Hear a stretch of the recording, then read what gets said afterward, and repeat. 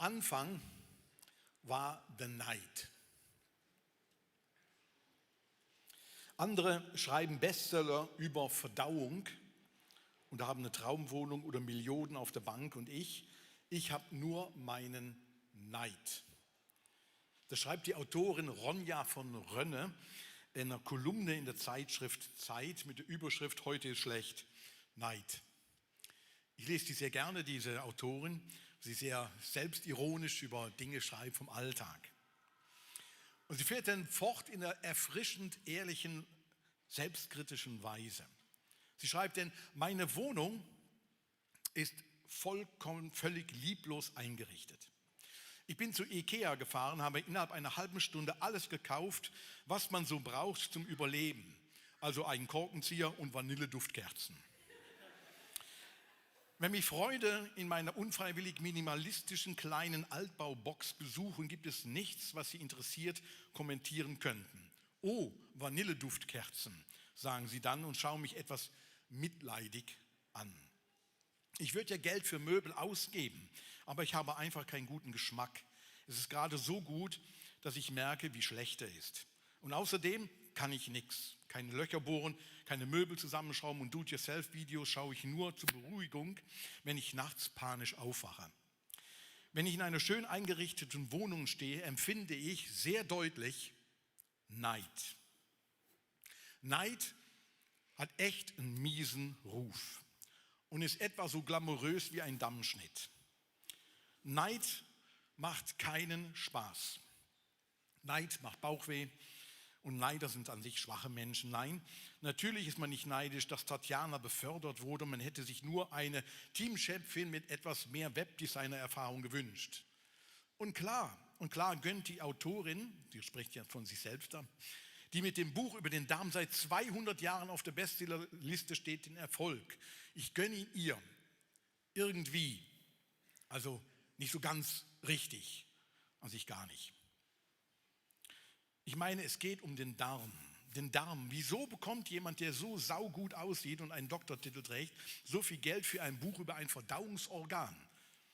Die arme Autorin kann hier überhaupt nichts dafür, wie schlau und schön sie ist, und ich möchte ihr die vielen Millionen auch nicht wegnehmen. Ich will nur das Gleiche. Mein Neid hat wenig damit zu tun, was ich habe. Es geht immer nur darum, was ich gern hätte. Und dann fährt sie weiter.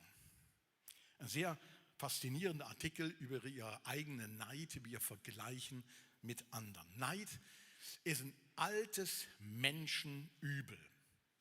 Ein sehr altes Menschenübel und beginnt sehr früh auf den ersten Seiten von der Bibel schon eine besondere Rolle zu spielen. Zwei Brüder, Kain und Abel, der eine ist neidisch auf den anderen und erschlägt ihn. Das ist der erste Mord aus Missgunst, aus Neid. Und erstaunlich ehrlich ist die Bibel, wenn es darum geht, unsere menschlichen Regungen, mit welchen fatalen Auswirkungen es da zu tun hat und wohin das führen kann und was das alles bedeutet.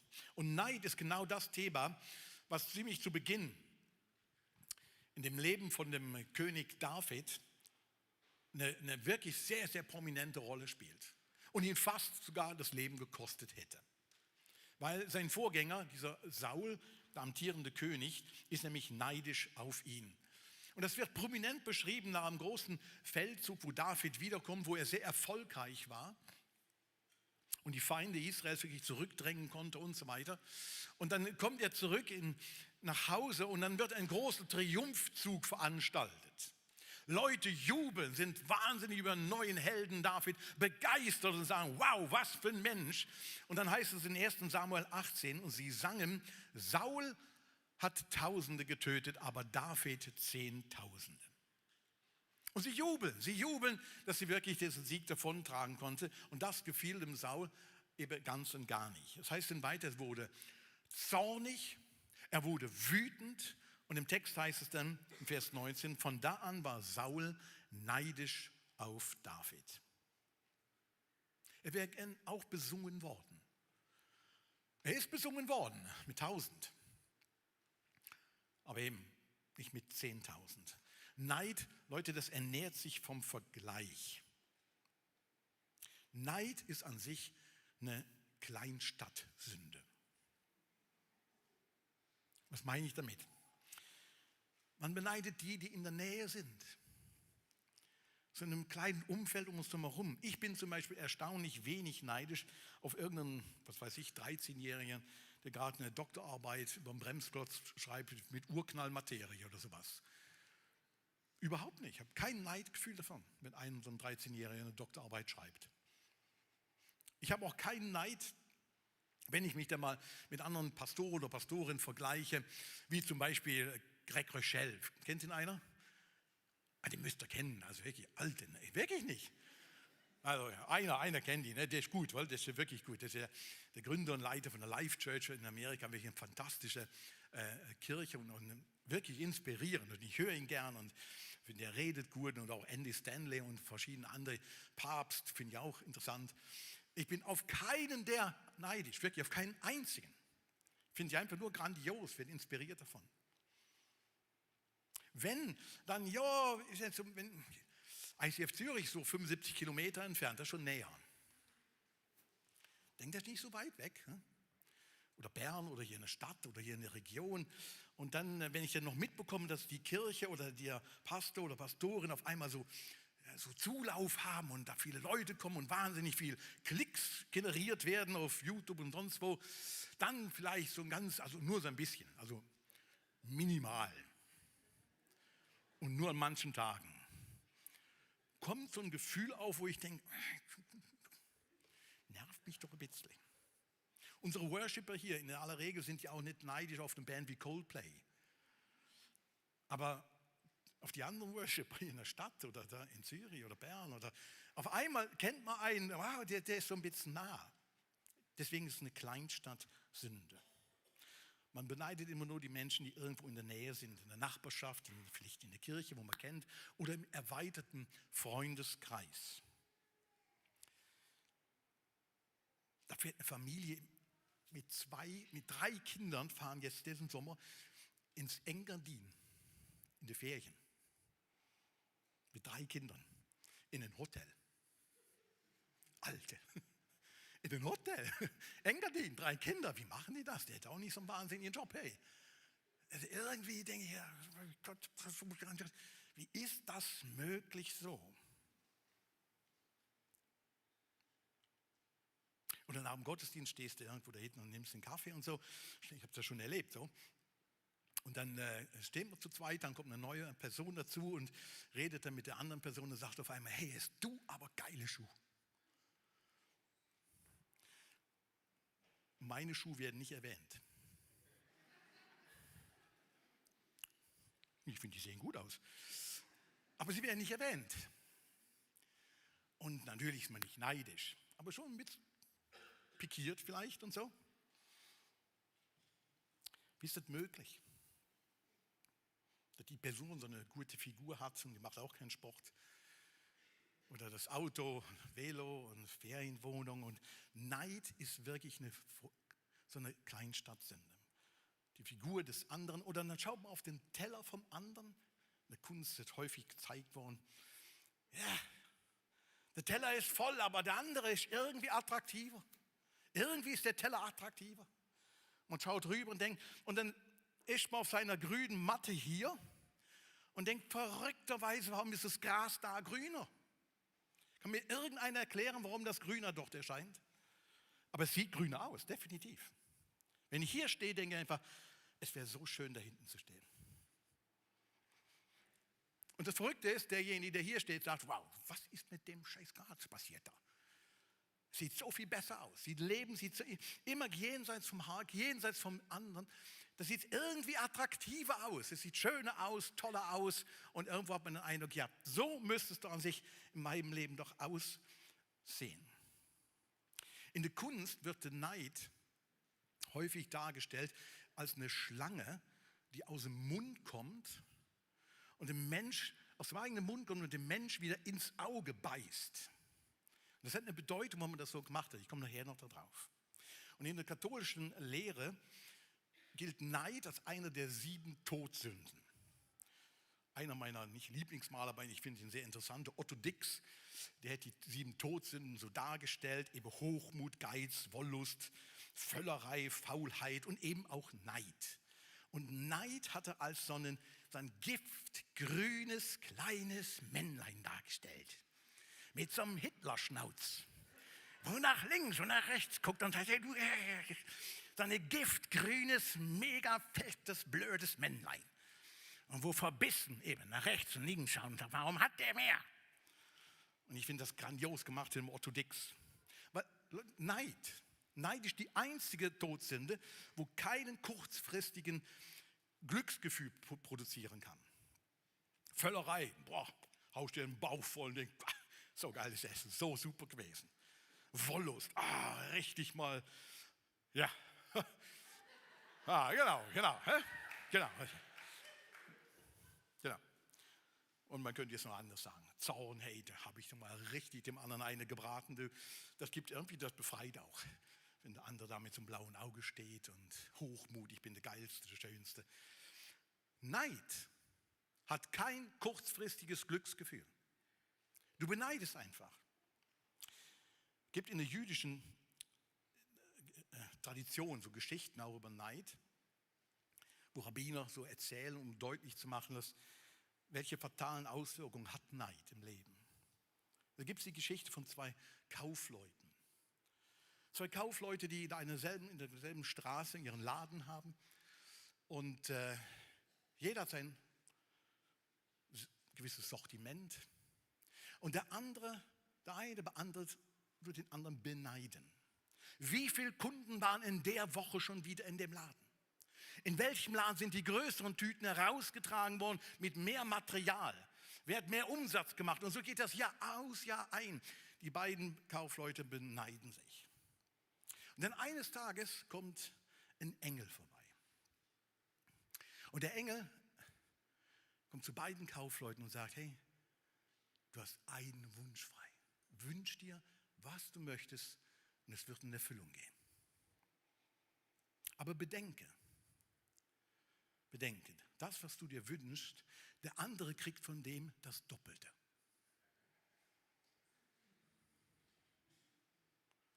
Und da sitzen die beiden Kaufleute, was kann ich mir wünschen? Ja, wenn ich 1000 Kunden pro Tag habe, dann hätte er 2000. Wenn ich 1 Million Umsatz mache im Jahr, dann hätte er 2. Und sie hirnen sich hin und her, was wäre denn jetzt wirklich ihr Wunsch? Und dann, nach über 2 Stunden, muss sie am Tisch sitzen.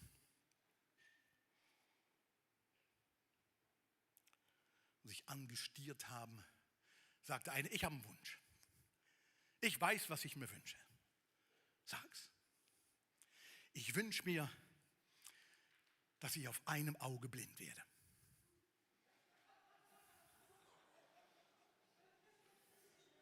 Das ist Neid. Zerstörerisch, dramatisch für Familien, für Freundschaften, für Nachbarschaften, für ganze Länder in der Politik. Dramatisch. Unser Leben wird zerstört und fängt ganz am Anfang der Bibel an. So funktioniert Neid. Wie kann es nur so weit kommen, dass Menschen sich was von ihm wünschen? Wie kann es so weit kommen, dass Saul so neidisch wurde auf den David, der erfolgreich war für sein eigenes Königreich und letztlich ihm sogar den Tod wünschte, nicht nur wünschte, sondern sogar aktiv daran arbeitete, David als junger Mann schon umzubringen. Wie kann es so weit kommen? Ich glaube, beim Neid und beim Saul sicherlich geht es letztlich um die Frage von der Identität. Das ist eine Frage von der Identität. Hey, wer bist du? Und wie definierst du dich? Und über was definierst du dich? Wer bist du? Über was definierst du dich im Leben? Und interessanterweise beim Saul gibt es ein paar Hinweise, ein paar Warnhinweise in seinem Leben, wo ich glaube, die können uns wirklich helfen, dieses giftgrüne Männlein, wo in uns allmählich vielleicht größer werden will, frühzeitig wirklich die Kraft abzuschalten. Es gibt ein paar Warnhinweise in dem Leben. Der erste Warnhinweis sieht man 1. Samuel 18. Und da wird berichtet, dass der Saul ist gerade König geworden und er ist der erste König von diesem Volk Israel überhaupt und er kommt in einen Kampf mit den Philistern, den damaligen Feinden von Israel und ein riesengroßes Heer greift das Israel an. Und Samuel als Prophet, der ihn gesalbt hatte zum König, sagt ihm ausdrücklich, look, er geht noch weg und ich komme wieder und du wartest, du machst nichts. Erst wenn ich komme, werden wir zusammen ein Opfer bringen und Gott ehren als Gott über unser ganzes Volk. Wir werden so ein Brandopfer machen. Und warte, bis ich komme. Und dann wird in der Geschichte erzählt, dass dieses Riesenheer sich sammelte, näher kam und das Volk sehr ängstlich wurde. Das heißt, angesichts dieser Masse an Menschen, wir sind wirklich ängstlich. Und dann gibt es noch was Spezielles da drin. Sie waren nicht nur ängstlich, sondern heißt es dann, sie begannen hinter Saul her sich zu zerstreuen. Also mit anderen Worten, er war der Anführer und auf einmal, die Leute hatten so Schiss, sie liefen in alle Richtungen, bloß nicht hinter Saul mehr. Sie wissen, ich hau ab, wir werden alle umgebracht. Und das ist der ultimative Test von einem Leiter. Wenn du leitest und du laufst so voran und keiner folgt dir hinten, dann leitest du nicht, du gehst spazieren. Das ist der Punkt. Und Saul erlebt das, er leitet und die Leute laufen weg. Er hat keinen Rückenhalt mehr, er hat keine Ansehen, keine Macht mehr, nichts mehr und so weiter. Look, in der Geschichte kommt sehr deutlich raus. Saul hat Furcht und Angst, ihn Ansehen als Leiter und die Macht zu verlieren. Und was macht er? Er fängt an, selbst so ein Opfer zu bringen. Und Samuel kommt vorbei und tut ihn wahnsinnig zurechtweisen und sagen, hey Alte, ich habe dir gesagt, du sollst warten. Ja, aber die Leute zerstreuen sich. Ich habe dir gesagt, du sollst warten. Aber das Ansehen und der Verlust von der Macht war ihm wichtiger wie wirklich Gehorsam. Der eigenes Ansehen und der eigene Macht. Eine zweite Geschichte, findet ziemlich kurz danach sogar statt. Sie sind wieder in so einem Kampf verwickelt und in dieser Geschichte geht es darum, dass sie am Schluss von diesem Kampf, wenn sie den siegen würden, nichts von den Beute von den Besiegten mitnehmen dürfen. Nichts. Sie dürfen gar nichts anpacken. Nichts. Und dann wird interessanterweise in Kapitel 15 beschrieben, dass sie aber die besten Tiere und die besten Gefäße alle mitnahmen. Letztlich war es die Gier nach mehr. Und dann kommt eine grandiose Ausrede, dass sie sagen, hey, ja, wir wollten die besten Tiere an sich Gott opfern, das war die Idee. Deswegen haben wir sie mitgenommen, auch die schönsten Gefäße haben wir mitgenommen, um alles Gott zu geben irgendwann. Und der Prophet Samuel wird ziemlich hart mit dem Saul. Und er sagt dort, als Samuel entgegnete, als er das gesehen hatte, was gefällt dem Herrn mehr? Deine Brandopfer oder deine Opfergaben oder dein Gehorsam gegenüber seiner Stimme. Ihm zu gehorchen ist sehr viel besser, als ein Opfer darzubringen. Auf ihn zu hören ist besser als das Fett von Widdern. Look, es sind nur ein paar Hinweise. Das ist nicht alles, aber nicht umfassend. Ein paar Hinweise im Leben von Saul, wo man merkt, look, da passiert was in dem Leben. Der Neid ist nicht wie ein Meteorit auf ihn runtergefallen, als der David auf einmal besungen wurde, sondern es ist was gewachsen in seinem Leben. Eben die Furcht irgendwie doch nicht anerkannt zu werden und so weiter. Die Gier nach immer mehr. Ich muss doch noch mehr haben. Leute, das sind Anzeichen, Warnhinweise. Wenn das im Leben anfängt zu wuchern, das kleine giftgrüne Männlein allmählich sein Hitlerschnauz entwickelt, hab Acht. Was können wir machen, um dieses Männlein in Schach zu halten oder die Lebensader von dem Männchen wirklich zu durchtrennen? Ein Schritt wäre unspektakulär Umkehr. Es hört sich extrem unspektakulär an, aber letztlich, glaube ich, geht es wirklich darum, dass wir in unserem Leben anerkennen, wer die höchste Autorität ist, Gott. Der Paulus sagt im Neuen Testament mal, im Römer 1, da sie sich weigerten, er spricht von Menschen, die eben Gott anzuerkennen, Gott als Gott anzuerkennen, überließe sie ihren verwerflichen Gedanken, dass sie tun, was sie nie tun sollten. Wer Gott nicht als Gott in seinem Leben, als letzte Instanz, wirklich anerkennt und sagt, das ist meine letzte Instanz und die hat das Recht, was zu sagen und wenn ich warten soll, soll ich warten. Und wenn ich nichts mitnehmen soll, soll ich nichts mitnehmen. Wenn ich das nicht mehr anerkenne, dann habe ich wirklich ein Problem. Und Römer 1 wird dann beschrieben, da folgt eine Liste von allen Dingen. Ihr Leben ist voller Unrecht, Schlechtigkeit, Habgier, Bosheit, Neid, Mord, Streit und so weiter und so fort. Der Samuel geht in der Geschichte mit dem Saul extrem hart mit ihm um, wirklich sehr. Und sagt, look, Saul, Gehorsam, um das geht's. Gott ist die letzte Instanz. Nicht du, nicht dein Ego, auch nicht deine Bedürfnisse. Und interessant ist, wie Saul dann darauf reagiert. Er sagt, ich habe gesündigt. Ja, stimmt. Das ist die allererste Reaktion. Ja, stimmt, ich habe gesündigt. Das sagt er mehrmals in den Kapiteln alles. Ja, ich habe gesündigt. Ja.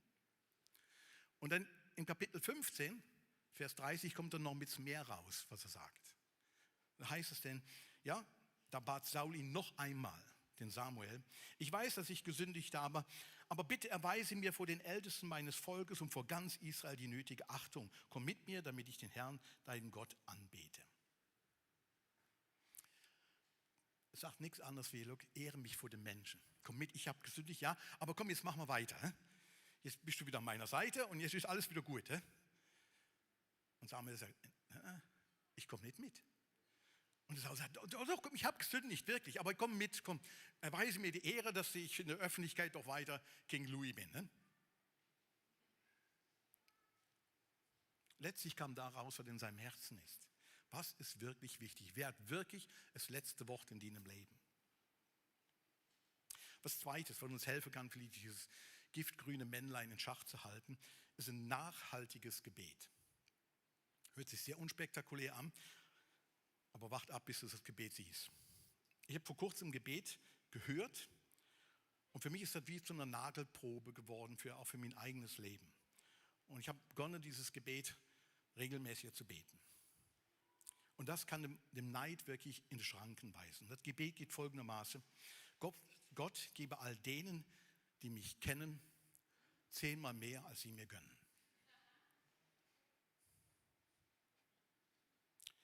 Gott gebe meinen Nachfolgern hier im ICF, dass ICF durch sie 10-mal größer wird und stärker wird und toller wird, als ich das jemals erleben durfte. Gott gebe dir 10-mal mehr finanzielle Freiheit, als ich jemals haben werde. Und Gott gebe dir 10-mal mehr Gesundheit als mir. Und Gott gebe dir eine 10-mal mehr glücklichere und erfüllendere Ehe und Sex und alles Mögliche als mir. Und Gott gibt dir die Finanzen, ein größeres Haus, was auch immer, Leute. Freunde, Ferien. Leute, das ist ein Gebet. Wenn du das betest, das verändert dich. Ich bete es noch nicht jeden Tag. Nein, ich finde es auch challenging, ehrlich gesagt. Weil ich lerne mich auch kennen dadurch. Merken wirklich, also 10-mal, vielleicht 9-mal. Also. Es ist so viel mehr. Aber es verändert unser Herz, Leute, wenn wir das zu unserer Regelmäßigkeit machen und sagen, look, Neid, dieses giftgrüne Männlein, soll mich nicht beherrschen. Und deswegen 10-mal mehr, wie du mir gönnst. Und das aus freiem Herzen. Was Drittes, Dankbarkeit feiern. Dankbar wirklich feiern. In 1. Timotheus heißt es mal, denn nichts haben wir in die Welt gebracht und so können wir auch nichts mehr aus ihr herausnehmen. Haben wir Nahrung und Kleidung, so soll uns das genügen. Manchmal hilft es mir, wenn dieses Männlein wieder stärker wird, wirklich eine Liste zu machen, imaginär mit dem Kopf oder mir durchs Haus zu gehen, wirklich vorzustellen, hey, look, ich habe ganz viele Dinge, wo ich genießen darf. Ich habe so viel mehr. Ich habe zwischenmenschliche Freunde, alte Freunde, neue Freunde. Ich habe eine Grundversorgung in der Gesundheit, im Gesundheitswesen. Also wenn ich was habe, kommt irgendwann mal ein Arzt, hoffentlich nicht allzu spät, aber er kommt. Ich kann irgendwo hingehen, ich kann irgendwo helfen. Ich habe eine Familie, ich habe eine fantastische Natur hier. Ich lebe in einem Land, wo Sicherheit und Freiheit ist, wo ich wählen darf. Ich habe ein Velo und so weiter und so ein Auto auch noch. Sogar ein Motorrad. Hey, ja. Das grüne Männlein. Ne? Ich habe so viel. Überleg mal, wofür du vielleicht einfach dankbar sein kannst. Mach mal kurz eine Liste für dich.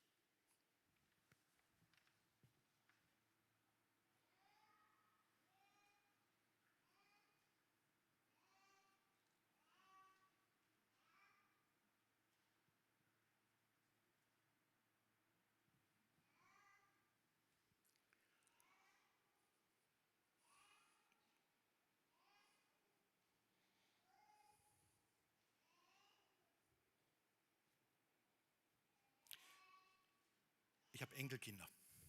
Ist mir gerade eingefallen. Out of the blue. Was Viertes. Ich bin dankbar für Sie. Was Viertes, was uns helfen kann, dieses Männlein in Schach zu halten, ist eigene Grenzen im Leben zu akzeptieren oder anzunehmen.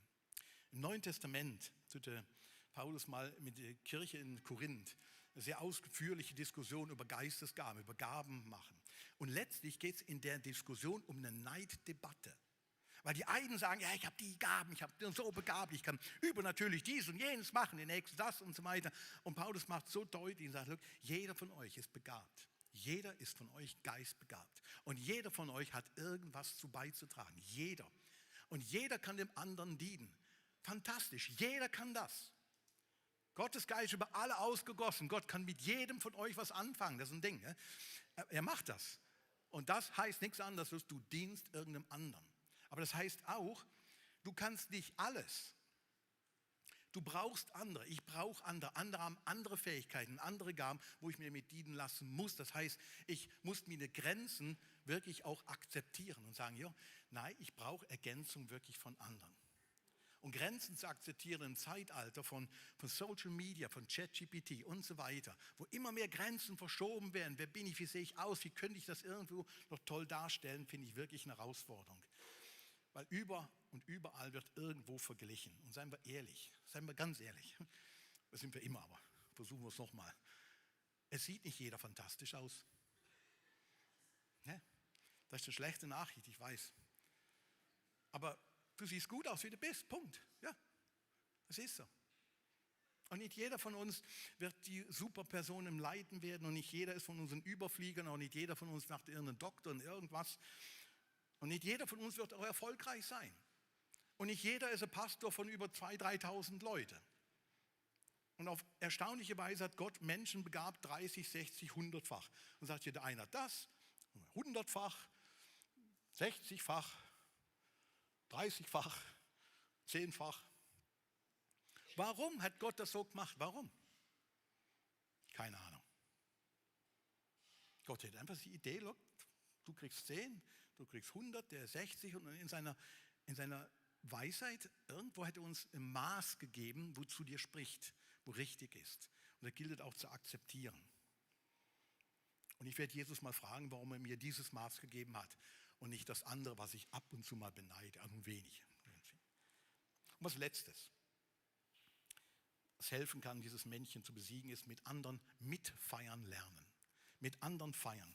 Paulus schreibt den Römern, das war auf Neudeutsch und sagt, sind andere Menschen glücklich, dann freu dich mit ihnen. Sind sie traurig, dann begleite sie in ihrem Kummer. Sind andere Menschen glücklich, dann freu dich mit ihnen. Sind sie traurig, dann begleite sie in ihrem Kummer. Look, der Erfolg mit anderen feiern ist ein wichtiges Hilfsmittel, um wirklich den Neid zu besiegen. Neid heißt im Lateinischen Invidia. Invidia. Da wird diese Schlange eben dargestellt. Und Invidia kommt von dem lateinischen Wort videre. Und videre heißt sehen. Ich sehe was. Die Schlange will uns weismachen und beißt uns in unser eigenes Auge, in das, was wir sehen, dass das Glück vom anderen dein Unglück ist. Das Glück vom anderen, der Erfolg vom anderen, die Schönheit vom anderen ist mein Unglück auf einmal. Und das macht die Schlange. Sie beißt ins Auge und entstellt wirklich das, was wir sehen können, dass der ein schöner Mensch ist, dass der ein erfolgreicher Mensch ist, dass er gut hat und wir uns mitfreuen können, weil er glücklich ist. Und das die Fähigkeit gibt, auch mitzuleiden, wenn einer leidet. Deswegen feiern wir mit denen, die glücklich sind und trauern mit denen, die traurig sind. Und zeigen wir dem Neid wirklich den Stinkefinger. So deutlich und sagen, nein. Du wirst nicht die Macht kriegen in meinem Leben. Du kleines giftgrünes Männlein, dich werde ich bekämpfen. Und lass uns das Gebet zu unserem eigenen Gebet machen. Gott gebe all denen, die mich kennen, 10-mal mehr, als sie mir gönnen. Und dazu lade ich dich ein, das jetzt zu beten. Ich möchte euch bitte aufzustehen. Und ich bete noch zum Schluss mit uns. Und wenn du möchtest, wenn du merkst, Leid ist wirklich sowas, wo dich auch befallen kann. Und es befällt jeden. Es gibt Menschen, die sind mehr anfällig und andere sind weniger anfällig. Da hat jeder was mit zu tun. Look, ich kann dir nur wärmstens empfehlen, lass für dich beten, lass dich segnen. Das Gebetsteam ist da. Ist auch nicht peinlich rüber zu gehen. Du wirst auch nicht als Neider gespottet dann. Aber da geht ein Neider. Ja, komm, dann gehe ich als Erster hin. Dann haben wir das auch geregelt. Nein, nimm das wahr, nimm Hilfe in Anspruch, dass du dieses Gebet wirklich mit ganzem Herzen irgendwann jeder für sich beten kann. Vielleicht sogar täglich.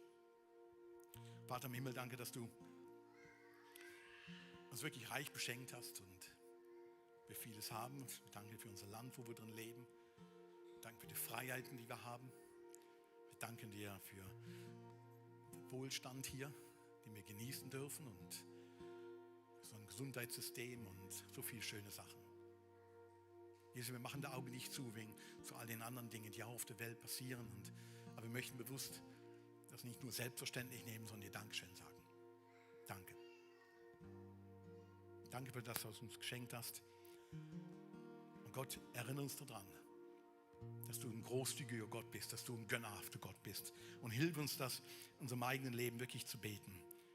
Gott, gib all denen, die mich kennen, 10-mal mehr, als sie mir gönnen.